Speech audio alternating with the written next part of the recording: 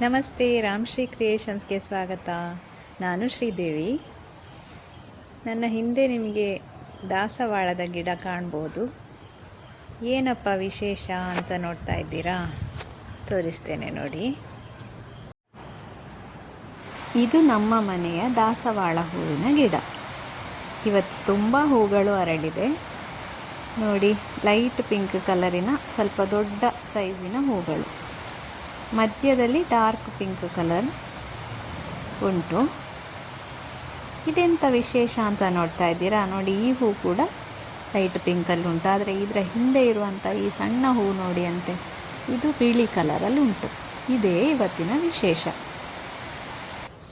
ಇದೊಂದು ಹೂ ಮಾತ್ರ ಬಿಳಿ ಕಲರಲ್ಲಿರೋದು ನೋಡಿ. ನಾನು ಹಿಂದಿನ ಸೈಡಿಂದ ತೋರಿಸ್ತಾ ಇದ್ದೇನೆ. ಇದರ ಬ್ರ್ಯಾಂಚಸ್ ಅಂದರೆ ಕೊಂಬೆಗಳು ಒಂದೇ ಗಿಡದ ಕೊಂಬೆಗಳು. ಬೇರೆ ಗಿಡವ ಅಂತೇಳಿ ಸಂಶಯ ಬೇಡ, ಇದು ಒಂದೇ ಗಿಡದಲ್ಲಿ ಆದಂಥ ಹೂಗಳು.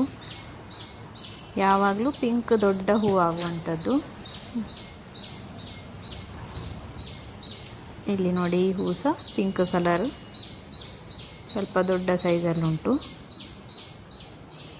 ಕೆಲವೊಂದು ಸಲ ಪಿಂಕ್ ಕಲರಲ್ಲೇ ಸಣ್ಣ ಸೈಜ್ ಆದದ್ದು ನೋಡಿದ್ದೇನೆ ನಾನು. ಆದರೆ ಹೀಗೆ ಬಿಳಿ ಕಲರ್ ಬಂದದ್ದು ಇದು ಫಸ್ಟ್ ಟೈಮ್. ಇದೊಂದು ಮಾತ್ರ ಈ ಥರ ಬಿಳಿ ಕಲರ್ ಬಂದಿದೆ. ಗಾರ್ಡನಿಂಗ್ ನನ್ನ ಹವ್ಯಾಸ. ಅದ್ರ ಜೊತೆಗೆ ಫೋಟೋಸ್ ತೆಗೆಯುವಂಥದ್ದು, ವಿಡಿಯೋ ತೆಗೆಯುವಂಥದ್ದು ಇದೆಲ್ಲವೂ ಸೇರಿದೆ. ಅದರೊಟ್ಟಿಗೆ ತೋಚಿದ್ದನ್ನು ಗೀಚು ಅಂತೇಳಿ ಮನಸ್ಸಿಗೆ ಬಂದದ್ದನ್ನು ಬರೀತಾ ಇರ್ತೇನೆ. ಕವನದ ರೂಪದಲ್ಲೋ ಅಥವಾ ಆರ್ಟಿಕಲ್ ರೂಪದಲ್ಲೋ ಬರೀತಾ ಇರ್ತೇನೆ.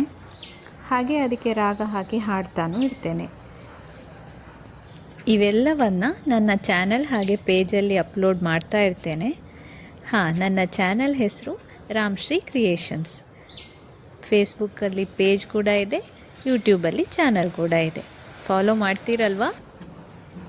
Thank you.